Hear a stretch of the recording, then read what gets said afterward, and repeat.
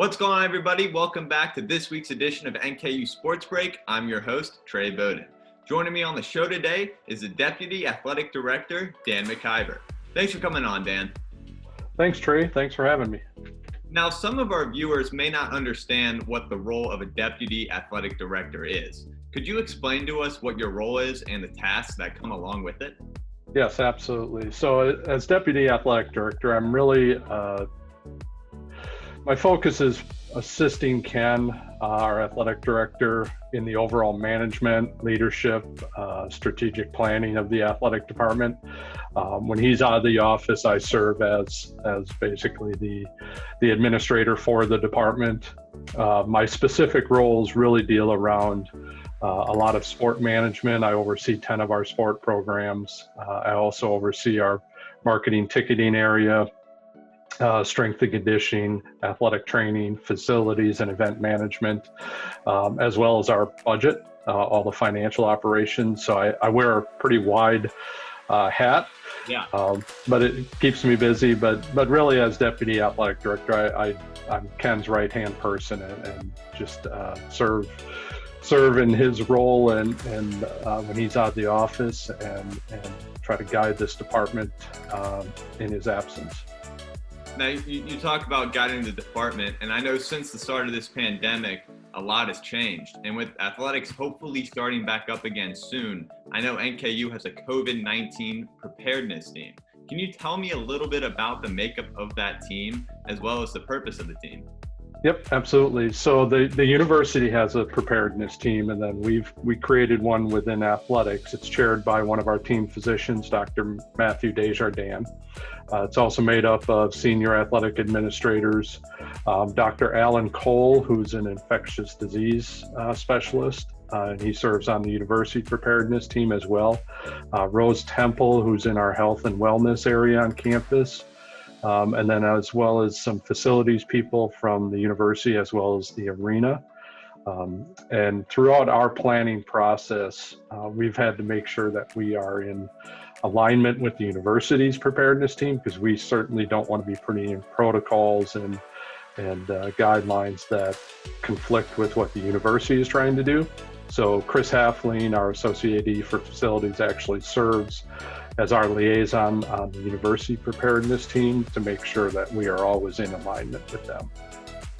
So how's the planning gone for the student athletes returning to campus, practice, competition? How's that been? Well, it's been very fluid. We've had to be fluid because you have to adjust to NCAA guidelines, CDC guidelines, Kentucky guidelines. So really it's been focused around how do we adjust our facilities to maintain social distancing? What can we allow sport programs to use their locker rooms for? We're actually meeting with coaches tomorrow during an all-staff meeting to go through what fall practicing will look like. The NCAA recently put out their last round of what's called resocialization guidelines specifically for practice and competition, and it kind of lays out when the expectation is you start testing student athletes on a regular basis.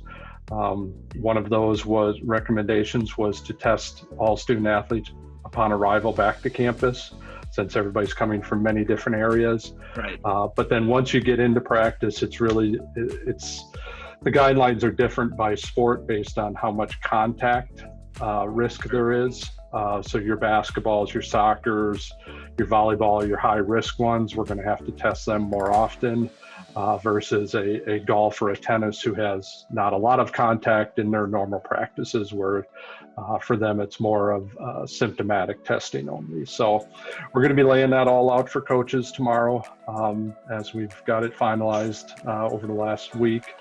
But it's been a lot of planning, and it's all revolved around what do we need to do to keep our athletes, coaches, and staff safe through this. Absolutely. Now, I know you're also on the Horizon League competition cabinet. I know you're the chair of that group. Could you give me some insight as to how you guys are scheduling fall sports if they were going to be played this fall? Yep. We started talking probably in May about what a fall schedule would look like through this pandemic. So the group really, and the cabinet is made up of one person from each member institution. So there's a voice from every institution.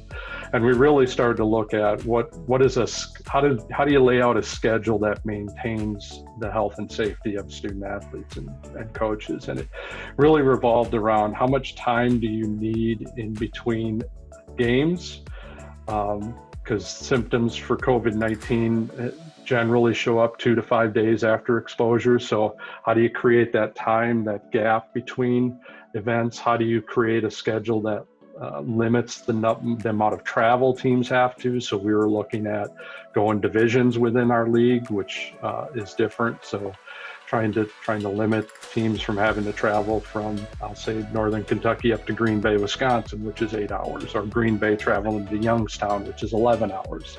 Really trying to limit that.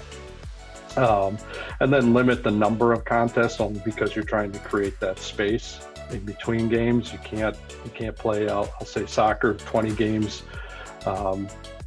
And they normally play in the season. You couldn't do that with trying to create that space. And then what does it look like from a conference tournament standpoint? Even how many teams would be in it?